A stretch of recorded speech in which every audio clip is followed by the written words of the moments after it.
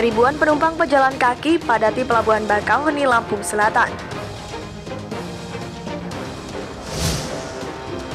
Dua pria asal Lampung Barat tewas tenggelam di Pantai Walur, pesisir barat.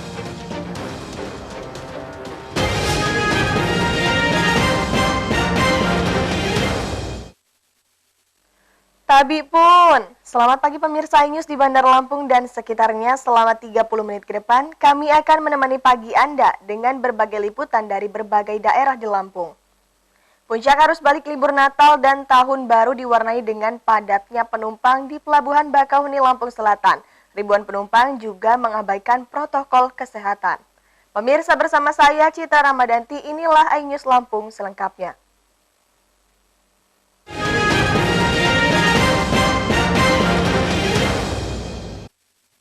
Ribuan penumpang pejalan kaki memenuhi Pelabuhan Bakauheni, Lampung Selatan saat puncak arus balik libur Natal dan Tahun Baru. Petugas bekerja ekstra mengantisipasi lonjakan penumpang.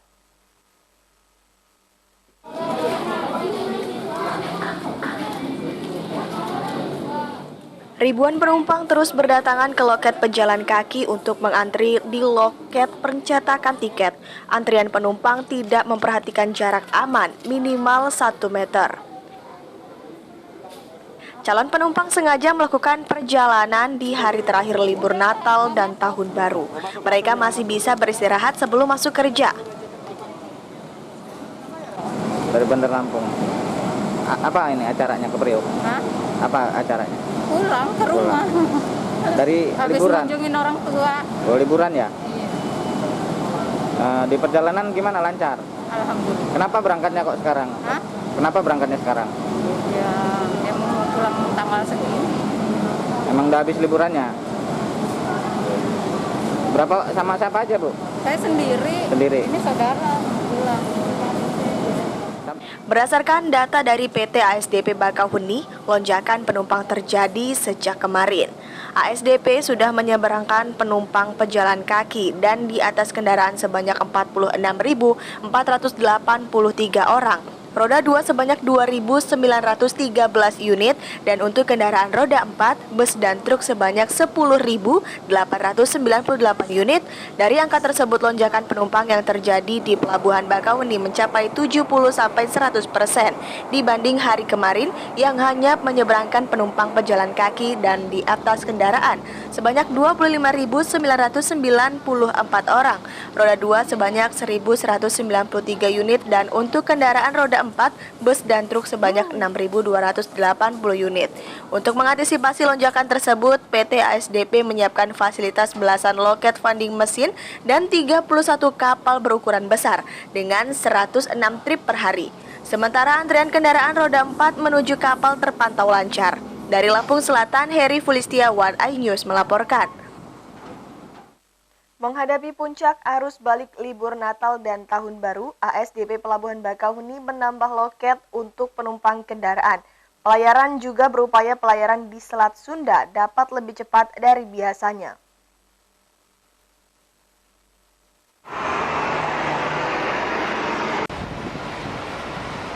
Sebelumnya terdapat 7 loket reguler yang melayani kendaraan roda 4. Pada libur Natal dan Tahun Baru ini dilakukan penambahan sebanyak 4 unit. Sementara untuk loket kendaraan roda 2 dari 1 unit menjadi 4 unit. Sedangkan loket dermaga eksekutif masih seperti semula, yakni 6 unit. Semua pengguna jasa penyeberangan diwajibkan menggunakan aplikasi scan barcode untuk mendapatkan tiket kapal.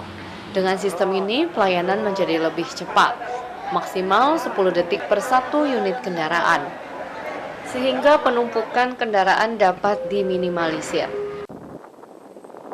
Baik teman-teman, bahwa kita terus melakukan penambahan fasilitas, ya termasuk loket. Loket kendaraan ini kita tambah lagi dari yang biasanya kami sudah perhitungkan. Semuanya memang kami ukur dengan jumlah selisih ya kendaraan antara Merak Bako, di mana saat ini per hari ini itu ada selisih antara Merak dan Bakauheni yang masih tinggal di sisi Bako, artinya di Sumatera. Untuk penumpang itu ada 5.000 ya penumpang pejalan kaki ada di Sumatera. Untuk roda 2 ada 6.000 selisihnya, dan untuk roda 4 ada 14.000 selisihnya. Ini yang kita antisipasi ketika nanti arus balik. Pihak pelayaran Selat Sunda berupaya memberikan pelayanan prima. Salah satunya mempercepat waktu tempuh pelayaran. Dari biasanya 2 jam 3 menit menjadi 2 jam. Sedangkan pelayaran kapal eksekutif maksimal 1 jam 30 menit. Meski demikian, para nahkoda diminta untuk mengutamakan keselamatan penumpang, mengingat cuaca saat ini tak menentu. 31 kapal telah disiapkan untuk melayani puncak arus balik Natal yang diberikan jatuh pada hari Sabtu 2 Januari. Diharapkan pengguna jasa kapal yang melaksanakan liburan di Pulau Sumatera untuk mengatur pulang ke Pulau Jawa. Dari Lampung Selatan, Heri Fulistiawan, iNews melaporkan. Pemerintah juga meminta calon penumpang kapal menjalani tes rapid antigen di Pelabuhan Bakauheni, Lampung Selatan. Program wajib rapid test yang diadakan bertujuan untuk memperkecil penyebaran COVID-19.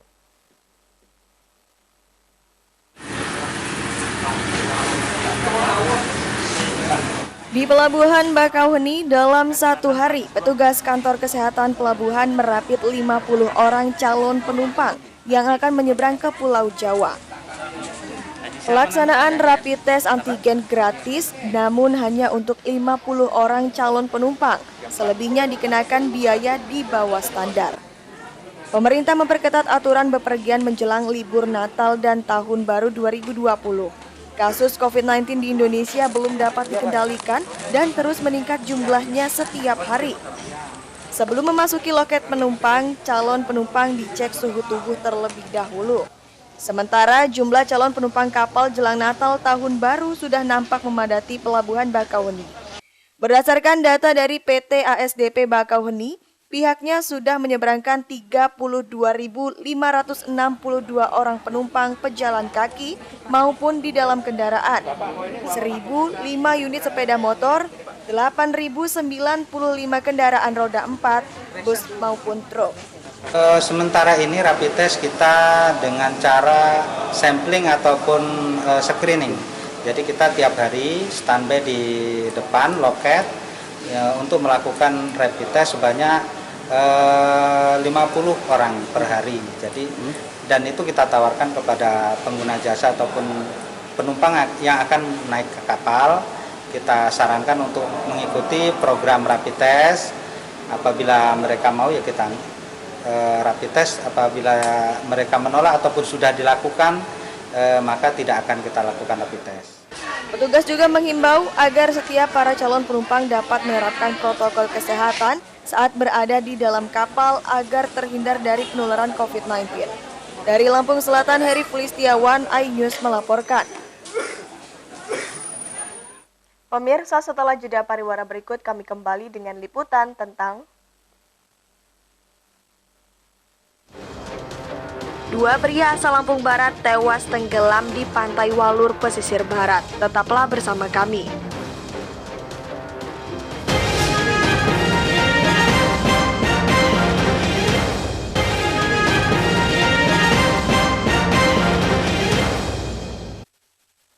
Pemirsa, terima kasih Anda masih bersama kami. Maksud hati mengisi waktu libur tahun baru dengan mencari ikan, 2 warga Lampung Barat meninggal dunia. 2 pria tewas tenggelam saat memancing di Pantai Walur, pesisir barat.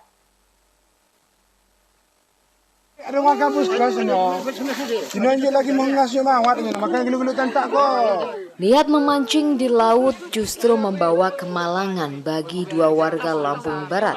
Basnal dan Desva Gunata tewas tenggelam di Pantai Walur, Krui Selatan. Kedua korban diketahui merupakan paman dan keponakan yang sedang mengisi waktu libur tahun baru untuk memancing. Peristiwa ini bermula saat keduanya memancing di pinggir pantai. Korban, Desva, terpleset dan terjatuh ke laut. Melihat pemuda 21 tahun tersebut terjatuh, pamannya Basnal langsung menolong. Namun sayang, Keduanya ikut terseret arus laut yang sedang kencang.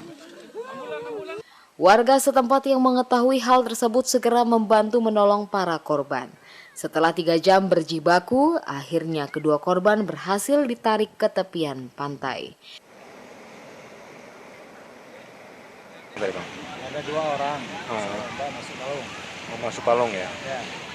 Jarak ketemunya satu dengan dia, yang satu ini berapa menit Bang? Sekitar 10 menit. Tadi dibantu sama siapa tadi Bang? Masyarakat Walur. Masyarakat ya? Iya. Langsung dibawa minggir ya? Ya, minggir. Terus korban dibawa kemana tadi? Bawa ambulan tadi. Bawa ambulan ya? Makasih Bang. Salah satu korban diduga meninggal dunia dalam perjalanan saat hendak dibawa ke puskesmas Krui. Dari pesisir barat Enrico Ngantung, iNews melaporkan. 2 warga Lampung Barat yang meninggal dunia saat memancing di pantai Walur, pesisir barat, tiba di rumah duka. Jenazah dikebumikan di Taman Pemakaman Umum setempat.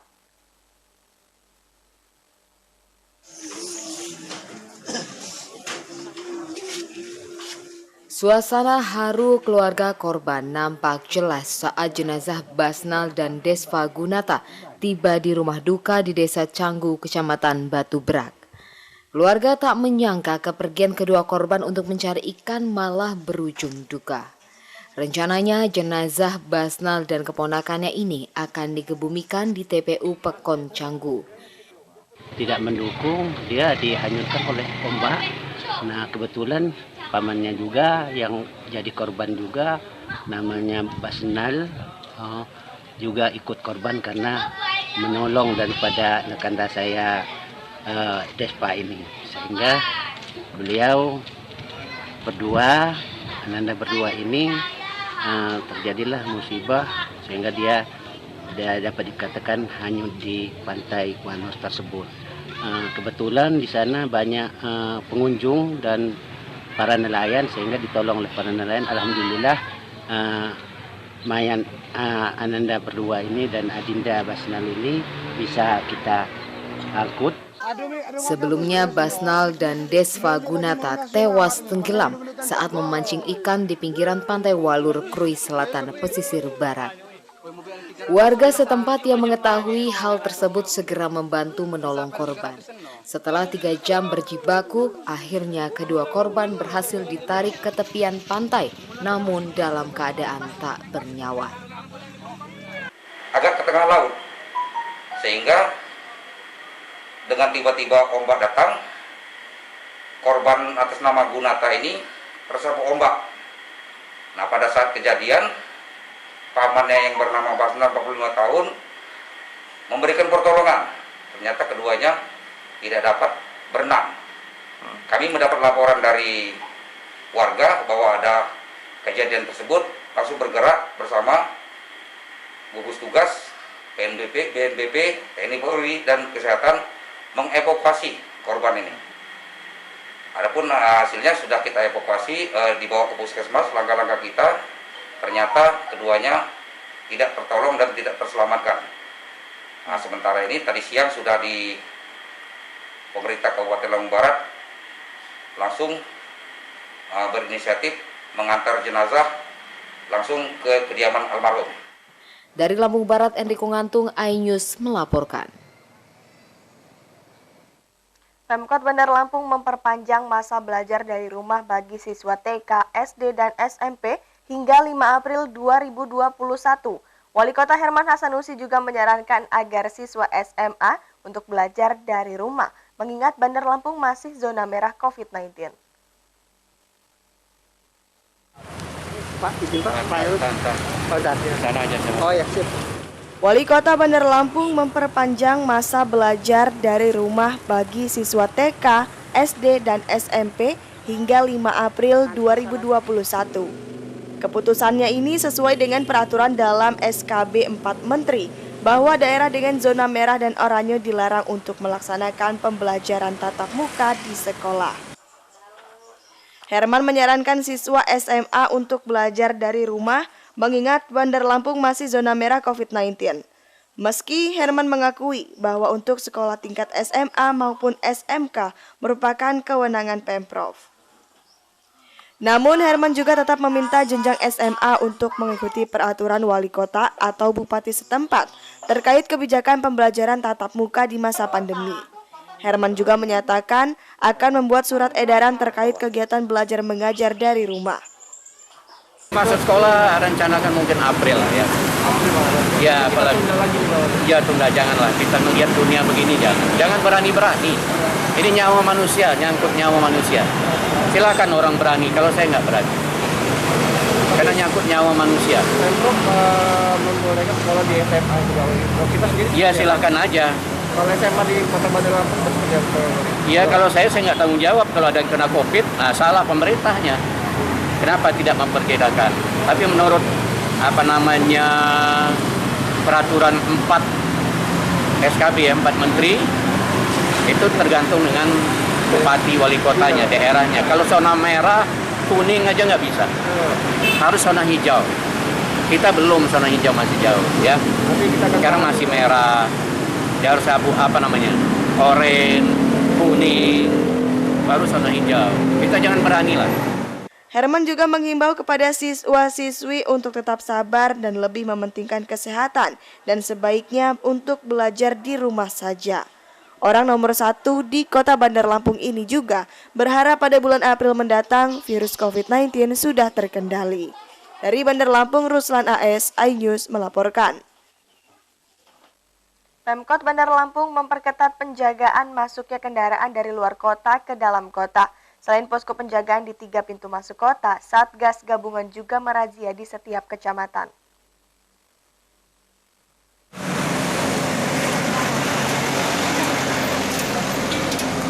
Pemkot Bandar Lampung memperketat penjagaan masuknya kendaraan dari luar kota. Semua pendatang yang plat luar Lampung dicek kelengkapan surat rapid test.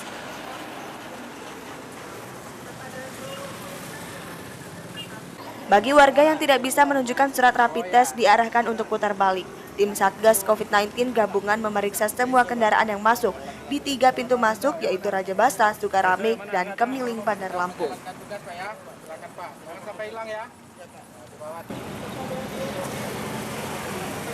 Terdapat 3 kendaraan plat luar kota yaitu BH Jambi, BG Lumbuk Linggau, dan D Jakarta harus putar balik karena tidak membawa surat hasil rapid test.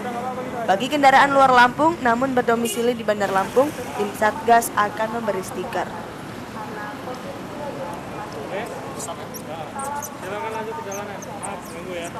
Wali Kota meninjau lokasi pintu masuk Kota Bandar Lampung di Raja Basa untuk mengawasi kendaraan luar kota yang melewati jalan tikus. Satgas gabungan untuk merazia di setiap kecamatan.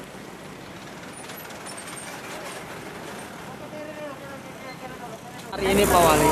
Ya semua plat luar Lampung ya harus kita cek lagi semua kelengkapannya. Kalau ada rapid test ya lewat ya. Tapi kalau nggak ada putar balik. Ada pemasangan stiker. Ada stiker. Oh itu supaya dia lewat lagi udah lihat itu udah nggak usah kita periksa lagi. Artinya udah pernah diperiksa. Jadi nggak ada orang yang nggak sehat masuk Bandar Lampung. Orang harus sehat semua ya. Sudah 100 kendaraan yang ditolak masuk ke dalam kota karena tidak memiliki surat rapid test. Dan untuk mengantisipasi kunjungan wisatawan di lokasi-lokasi wisata mulai tanggal 31 Desember 2020 hingga 2 Januari 2021, Herman juga menugaskan Satgas Gabungan melakukan patroli. Dari Bandar Lampung, Ruslan AS, iNews melaporkan.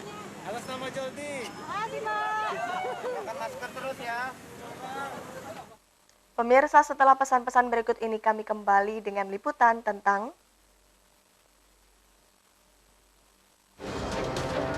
keunikan cita rasa kopi dengan aroma wine. Sesaat lagi hanya di iNews Lampung.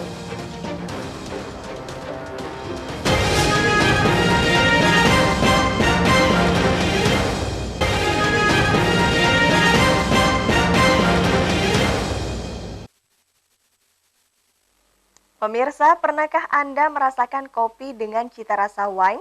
Kopi dengan cita rasa unik ini dikembangkan oleh Koperasi Petani Kopi atau KPKA Grup Pancabakti di Kecamatan Sekincau, Lampung Barat. Anda penasaran? Berikut liputan selengkapnya. Laporan tersebut mengakhiri iNews Lampung hari ini. Jangan bosan untuk menerapkan protokol kesehatan dengan memakai masker, menjaga jarak dan mencuci tangan dengan air dan sabun, serta menghindari kerumunan. Mewakili tim yang bertugas hari ini, saya Citra Ramadanti undur diri. Selamat melanjutkan aktivitas Anda. Terima kasih dan sampai jumpa.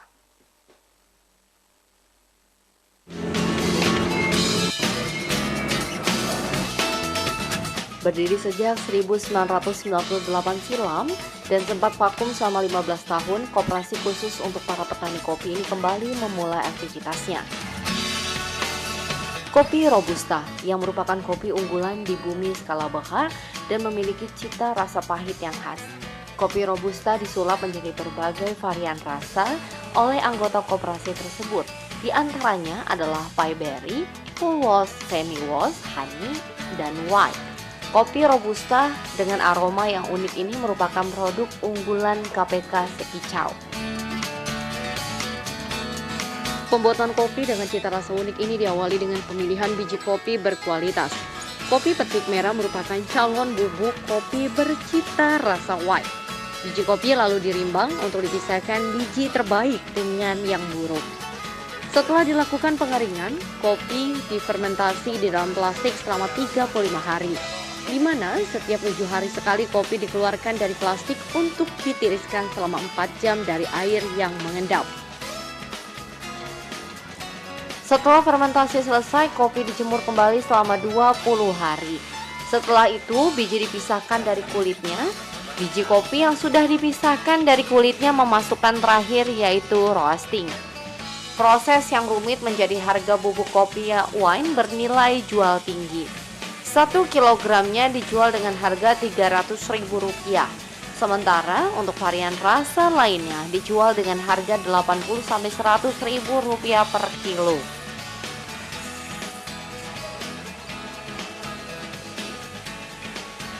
Cara pengolahan yang aneka kopi, dari mulai kopi yang premium, kemudian kopi honey, full wash, semi wash, kemudian sampai ke wine.